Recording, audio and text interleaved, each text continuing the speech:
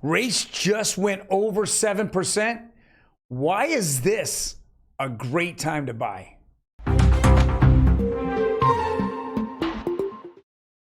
Welcome everyone to Real Estate Daily. Today is a special day. It's our Saturday opinion piece.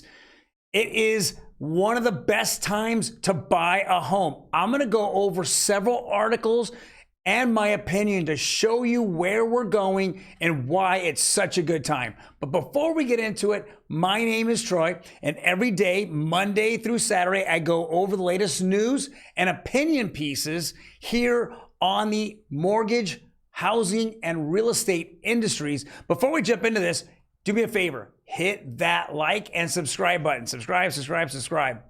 We're growing the channel fast. We're getting, anywhere from 10 to 50 new people every single day.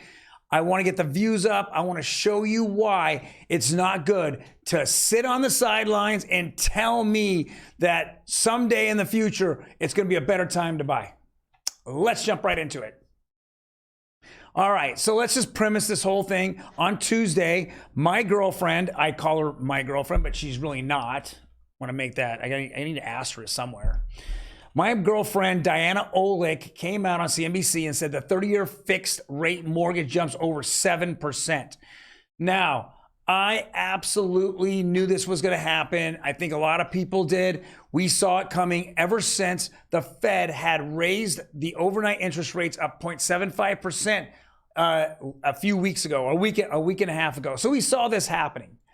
But I know a lot of you out there are like, wow, Troy, a year ago it was in the 2.5% to 3%, and now it's at the 7%, and you're telling me it's good time to buy? That doesn't make any sense to me. Prove it. Well, let's go and jump into it right now. Let's go into the one after this. Perfect. So let's talk about another article today. It says more than 40% of mortgages withdrawn.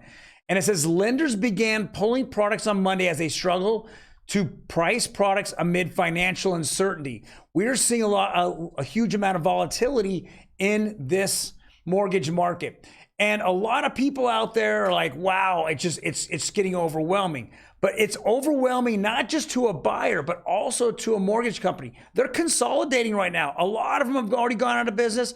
Most all of them have cut enormous amount of staff. And now we're going into this uncertain times. But let's go over the history of mortgages. All right. This is from the Fed. This is the Federal Reserve. And this is mortgage. This is since they began in 1971. This is 30-year fixed mortgages. Now, I'm going to go and let's go figure this out. So if I start here at the beginning, and basically somewhere in the middle of 1971, we saw interest rates over 7%. People, let's go take a walk through memory lane. And memory lane is when your parents, and some of you, your grandparents bought homes. What kind of interest rates did they run into? Well, here's in 1975, it was 9.88, okay? We went through all throughout the 70s and 80s with the housing industry exploding up and up and up, guys. Lots of homes being built and sold. But in September 6, 1974, 9.88. Then it dipped down, and we'll take a walk through memory lane here back in, let's call it April 14th, 1978, 9.33.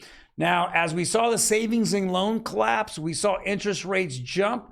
Where did they jump to? Well, they jumped in the 16.25 on April 25th, 1980. Wow, those are big numbers. Do you think people stopped buying homes?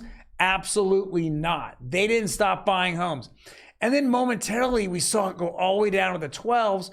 And then we saw it go all the way up into almost a 18 to 18%, 19% range. This is when Paul Volcker took over, and we had an enormous amount of inflation out there, and he got ahead of the inflation, which meant that he raised rates significantly.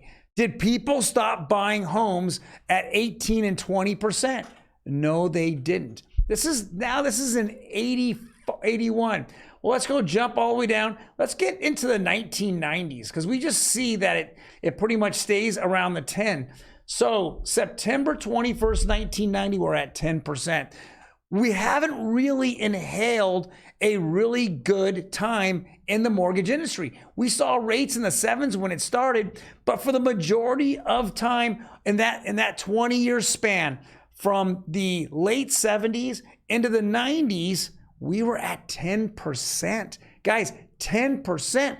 Do you think that during that 10, 15, 20-year window that nobody was buying homes, we went through a housing boom during that time? Your parents, as most of your parents who bought homes, they all had mortgage rates in the 7s to 15% rates. There wasn't even that many refinances going on at the time, okay?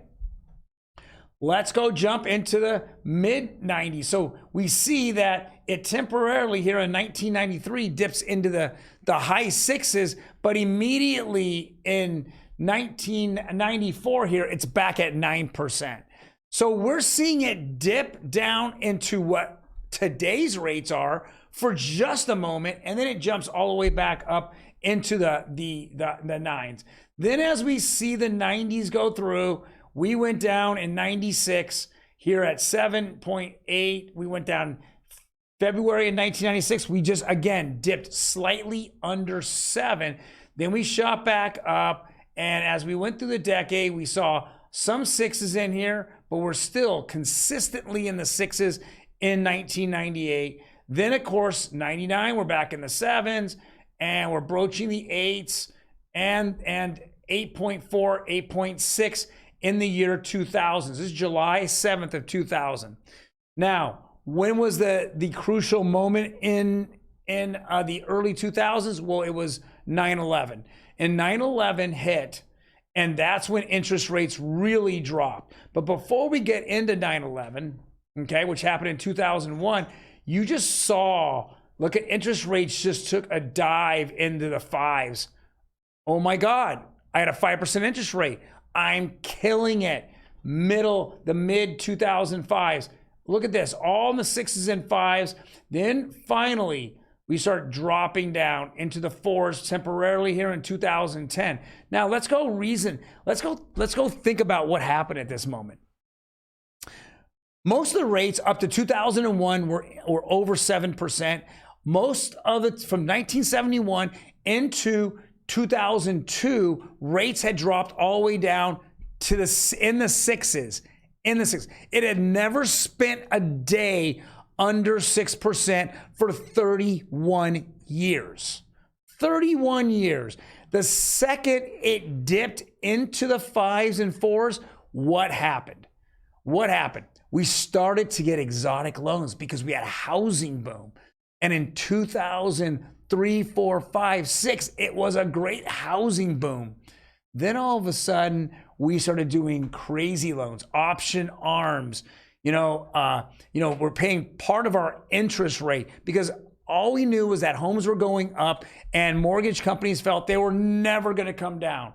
And so they wrote really bad, poor loans, liar loans that a lot of people called it. And that's what caused the big crash in 2008, 2009. Well, once it crashed, who could actually qualify, right? So let's go back to this. I'm going to read this line again from today's Guardian. It says, lenders began pulling products on Monday as they struggle to price products amid financial uncertainty. I'm going to go fly back to this. This is what happened. There were no loans. You couldn't get a loan during this time. See this big correction right here?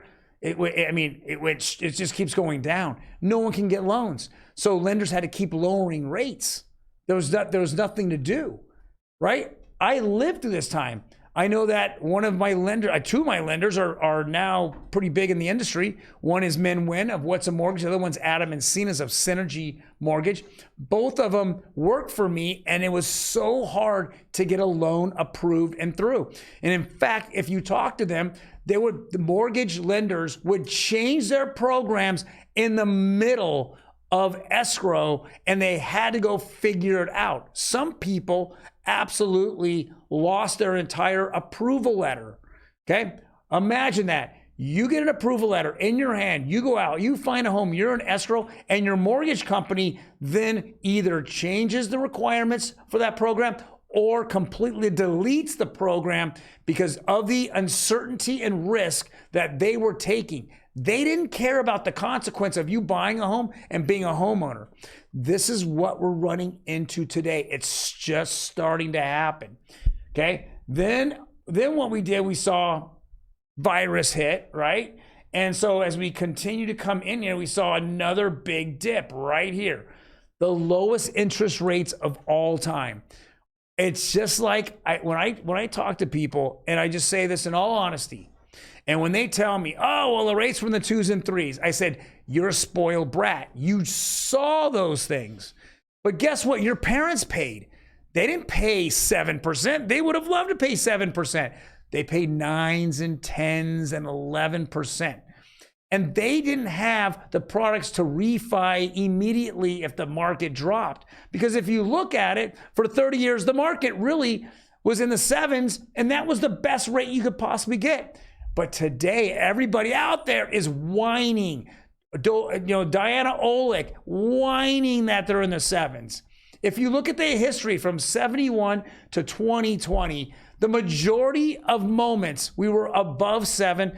In fact, 2/3 of that moments, of those days, in those 40, 50 years, we were over 6. Okay? Significant moments in time that we were way over what we are today. So please be blessed and understand that this is important. Everybody who's sitting on the sidelines saying, I have an approval letter and I'm waiting for the market to crash or drop, that approval letter will turn into toilet paper and you will not be able to get a loan. Number one. Number two, guess what? Us the guys like me that have rental properties, we're going to raise the rents on you. We're raising rents. Every single year, we're raising rents because that's what we do. We're here for profit and loss. We're not here for accommodation or your lifestyle. We're here to make money. Investors are here to make money. They're all over the United States, okay? So when you're, again, sitting on the sidelines and wondering, well, I'm going to wait for the best time. I'm going to time the market. It is ridiculous to think that you're actually going to be able to time the market and get that perfect, that interest rate and the house. Let's go back. I'm going to just rewind right here. Here basically in 2009, February 26th, okay? 2009, interest rates were at 5%, okay? Right around this time, give or take 6 to 8 months, nobody was able to buy homes. The amount of homes sold, the days on market, we went through an REO market. We went through Fannie Mae, Freddie Mac, Bank of America, Washington Mutual. All these banks some banks failed right there. IndyMac failed on the spot. You know, you had, God, what is the name of that company? God, it brings back memories now. It's 12, 14 years ago. There's so many countrywide loans. Anyone knows that they no longer existed. Okay. All those easy money routes where you could get a loan disappeared overnight. Interest rates dropped because nobody can qualify for a loan.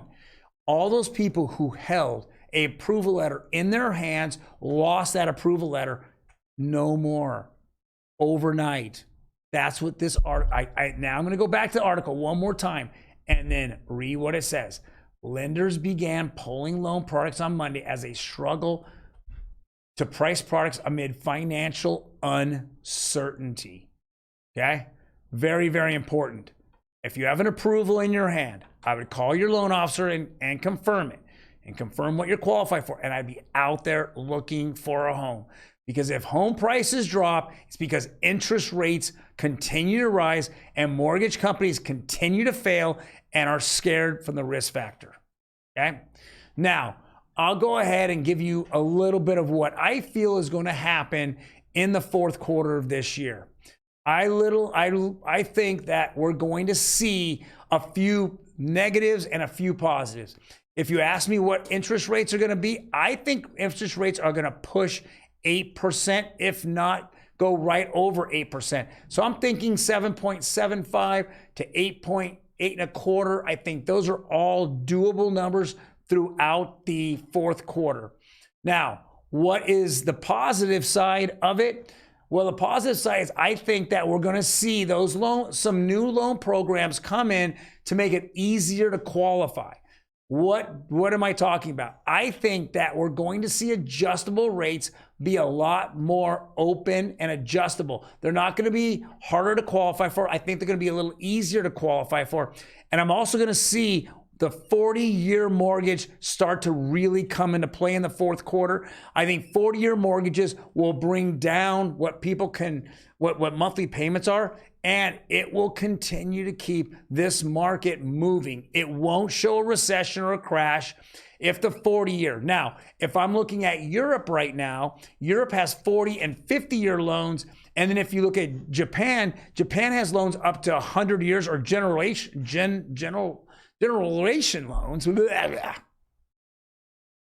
Those loans are out there. I think we're going to have those come in, but hard times are going to be on us or upon us at this point. If those mortgage companies fail to see the opportunity to bring in those different types of mortgage programs, or they tighten guidelines on those mortgage programs, we're definitely in for a very bad fourth quarter of 2022. This is all in respect that there won't be a black swan event. Black swan, it could be a number of things that happen throughout the world that will have an impact on all the entire world. Crisis, energy crisis, nuclear bomb, detonation. Those are the things I'm talking about as black swan. Guys, if you have your comments, please leave them below. I'm more than happy to see what you guys have to say. I'm more open. If you have a prediction, please leave it below as well. I have all respect, mad respect for everyone's opinion. This is my opinion piece, my Saturday opinion piece. Guys, take care. Have a great rest of the weekend, and I will see you on Monday.